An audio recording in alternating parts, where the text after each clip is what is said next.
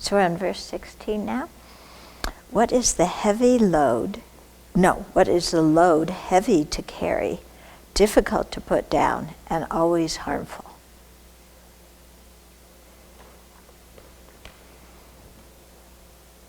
Think of the verse you say when you're taking the 8 Mahayana precepts. Might give you a clue. Yeah, the contaminated aggregates. Okay? One's own samsaric aggregates that are conditioned by karma and afflictions. Okay? So our contaminated aggregates, or our polluted aggregates, the pollution means that they are under the influence of ignorance. Okay, not under the influence of wisdom and compassion, but under the influence of ignorance. And the aggregates, we have the 5 aggregates. So together they make up the body and the mind. So the form aggregate is the body.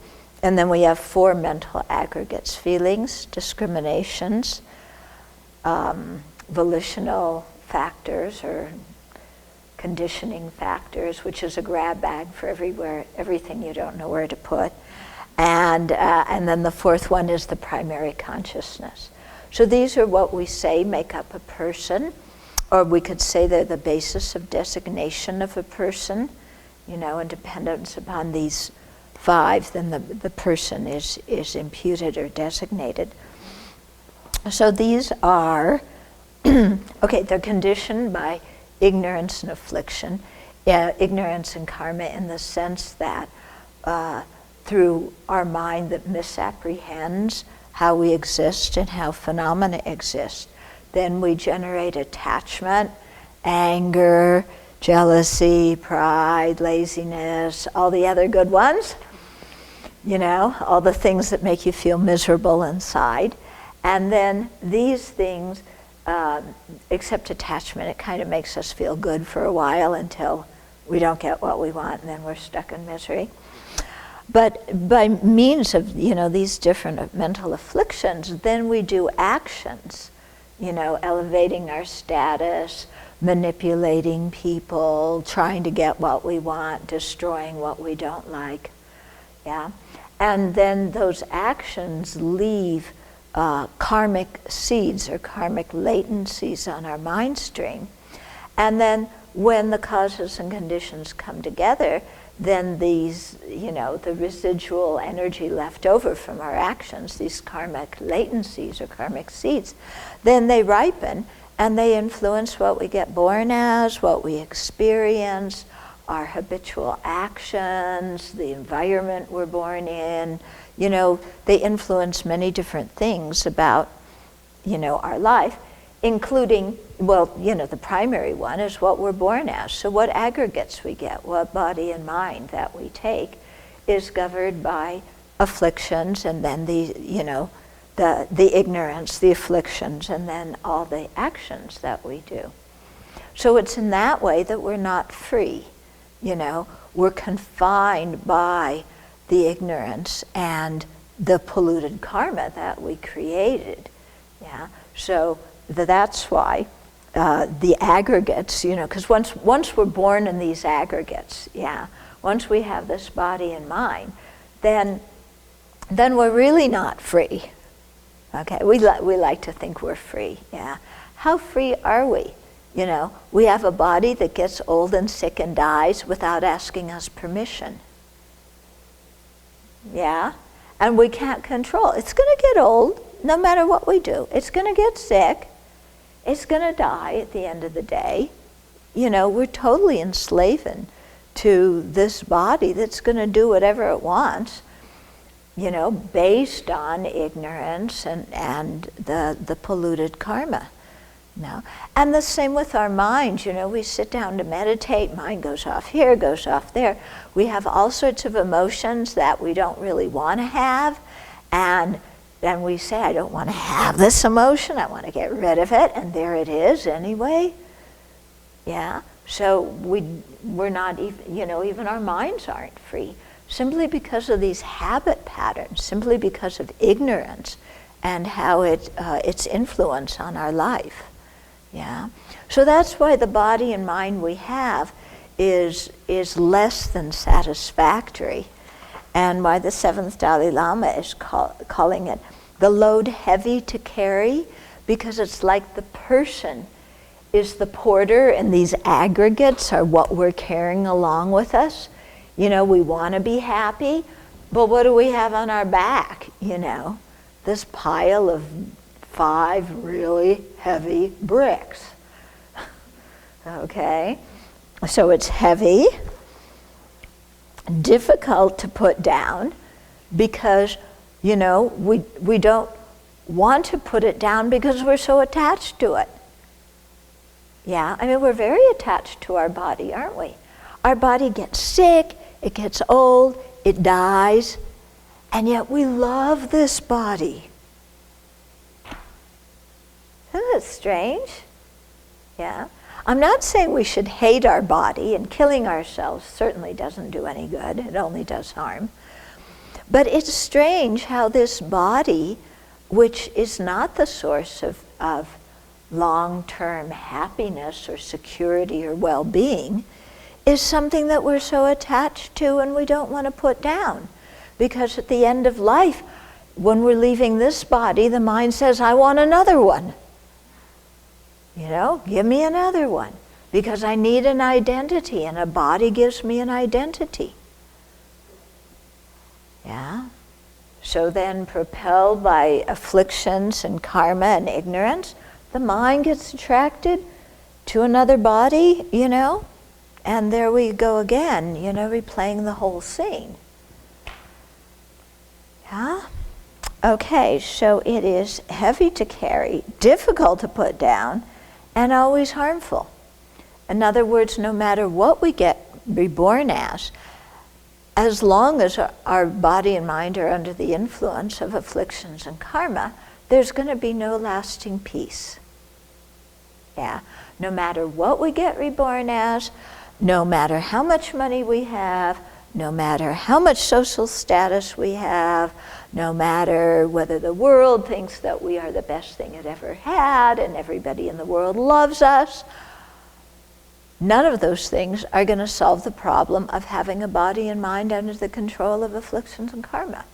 The only way to solve that problem is by generating the wisdom that realizes the opposite of what ignorance grasps at. In other words, the wisdom that realizes how things actually exist has the power to overcome the ignorance. When the ignorance is overcome, then the afflictions can't arise. Then we stop creating the karma to take rebirth. Yeah.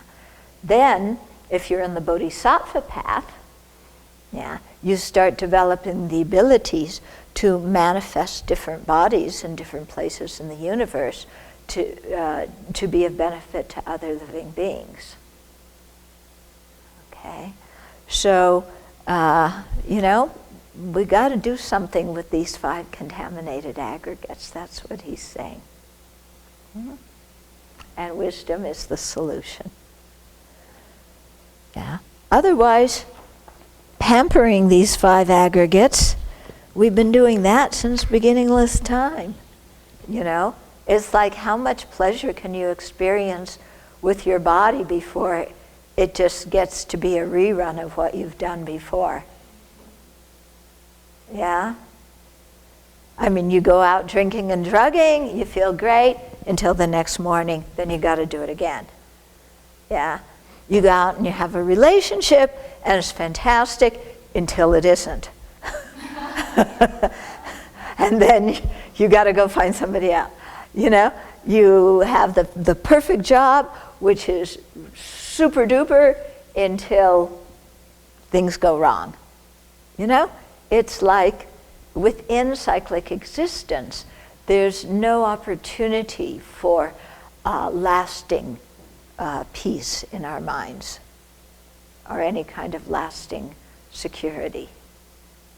Yeah, because we're always seeking security within samsara. Samsara means this thing of taking rebirth again and again, under the influence of ignorance, we're always looking for some kind of security. I want everything to fix everything and make it just the way I want it, and then it's going to stay that way. Okay, is that possible? Yeah. It would mean stopping time. Yeah. It would mean that nothing would ever change. Everything would be frozen. Is that possible? To make things that are in the nature of changing every moment, to freeze them? Impossible. Yeah. So trying to, arrange our duckies and freeze it, It's like, okay, I'm going to take a picture, and now it's frozen, and everything's going to stay like that. Impossible. Yeah. So generating wisdom and compassion are the only way to find some kind of lasting peace and relief and joy.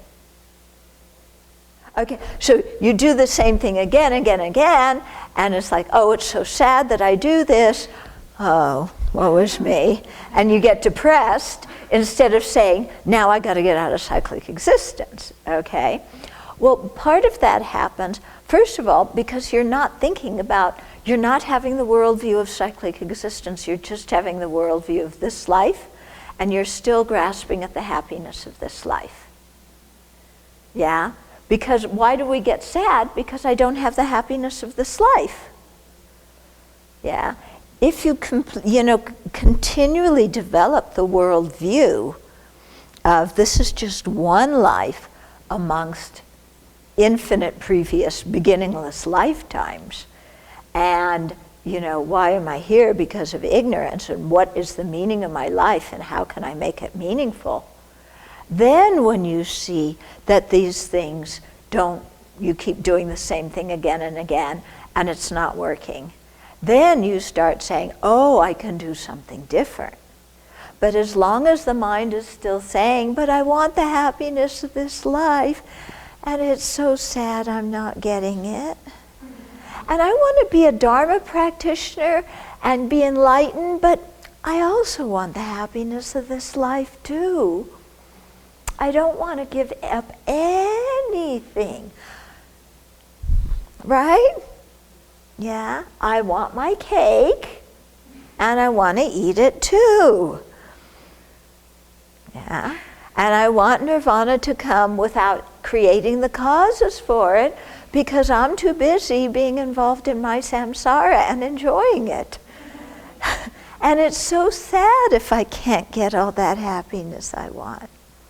Oh yes, I'm such a bad Dharma practitioner. Whip, whip, whip, beep, beep. Yeah.